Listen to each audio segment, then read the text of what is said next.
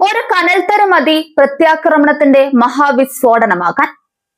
നിയമസഭാ തെരഞ്ഞെടുപ്പിലെ താൽക്കാലിക തിരിച്ചടികളിൽ ആരും അഹങ്കരിക്കേണ്ടതില്ലെന്ന് UDF ക്യാമ്പുകളെ ഓർമ്മിപ്പിച്ചുകൊണ്ട് CPM കളം മാറ്റി ചവിട്ടുന്നു.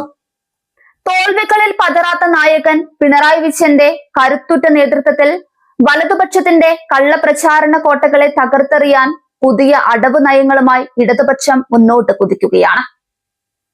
CPM വിരുദ്ധ മാധ്യമ പടയും UDFും ചേർന്ന് ചമച്ച കുതന്ത്രങ്ങളെ ജനമധ്യത്തിൽ പൊളിച്ചെടുക്കാൻ പാർട്ടിയിലെ ജനകീയ മുഖങ്ങളെ തന്നെ നേതൃനിരയിലേക്ക് അണിനിരത്തുകയാണ്.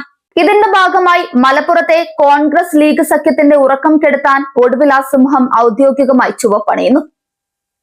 4 തവണ ഇടതുപക്ഷത്തിന്റെ കരുത്തായി നിയമസഭയിലെത്തിയ ജനപ്രിയ നേതാവ് KT ജലീൽ ഒടുവിൽ CPMൽ ഔദ്യോഗികമായി അംഗത്വമെടുക്കാൻ ഒരുങ്ങുന്നു.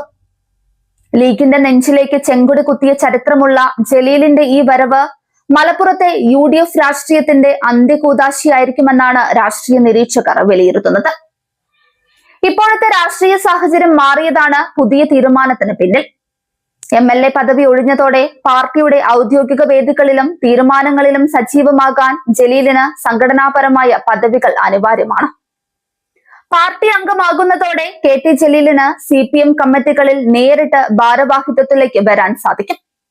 നേരത്തെ മാധ്യമപ്രവർത്തകൻ MV നികേഷ് കുമാറിനെ CPM കണ്ണൂർ ജില്ലാ കമ്മിറ്റിയിലേക്ക് നേരിട്ട് ഉൾപ്പെടുത്തിയ മാതൃക ജലീലിന്റെ കാര്യത്തിലും മലപ്പുറത്തുണ്ടായേക്കും.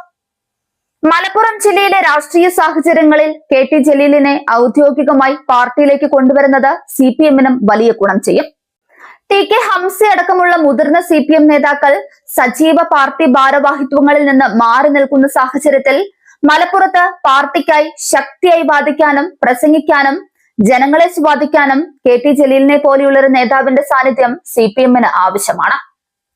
ഒന്നാം പിണറായി മന്ത്രിസഭയിലെ ഉന്നത വിദ്യാഭ്യാസം, ന്യൂനപക്ഷക്ഷേമം, ഹജ്ജ്, വഖഫ് എന്നീ വകുപ്പുകളുടെ ചുമതല വഹിച്ച മന്ത്രി കൂടിയാണ് KT ജലീൽ. ബന്ധു നിയമന വിവാദത്തിന് പിന്നാലെ മന്ത്രിസ്ഥാനത്ത് തുടരാൻ അർഹതയില്ലെന്ന് ലോകായുക്ത ഉത്തരവിന്റെ പശ്ചാത്തലത്തിലാണ് അദ്ദേഹം രാജിവെച്ചത്. നേരത്തെ ലീഗ് എന്റെയും കൂടി പാർട്ടിയാണ്, തിരിച്ചു വിളിച്ചാൽ ഞാൻ പോകാൻ തയ്യാറാണ് എന്ന് KT ജലീൽ പറഞ്ഞുവെന്ന തരത്തിൽ സോഷ്യൽ മീഡിയയിൽ പ്രചാരണം നടന്നിരുന്നു. എന്നാൽ ചെങ്കൊടി വിട്ടൊരു രാഷ്ട്രീയം ഇനിയില്ലെന്നും ചുവപ്പിനെ പ്രണയിച്ച് ശക്തമായി പൊതുരംഗത്ത് തുടരുമെന്നുമായിരുന്നു KT ജലീൽ ഇതിനോട് പ്രതികരിച്ചത്. ഇതിനിടെയാണ് പാർട്ടി അംഗത്വം എടുക്കാനുള്ള നീക്കവും. ഇക്കുറി മത്സര രംഗത്ത് നിന്നും മാറി നിൽക്കാനായിരുന്നു KT ജലീലിന്റെ തീരുമാനം. CPMൽ നിന്നുള്ള സമ്മർദ്ദം ഉയർന്നതോടെയാണ് തവനൂരിൽ KT ജലീൽ തന്നെ സ്ഥാനാർത്ഥിയായതും.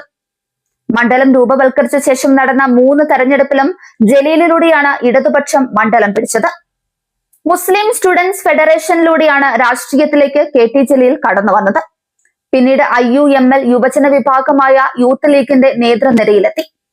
എന്നാൽ പാർട്ടി നേതൃത്വവുമായുള്ള അഭിപ്രായ വ്യത്യാസങ്ങളെ തുടർന്ന് അദ്ദേഹത്തെ മുസ്ലിം ലീഗിൽ നിന്ന് പുറത്താക്കി. തുടർന്ന് 2006-ൽ കുറ്റിപ്പുറം മണ്ഡലത്തിൽ നിന്ന് LDF പിന്തുണയോടെ സ്വതന്ത്രനായി മത്സരിച്ചു.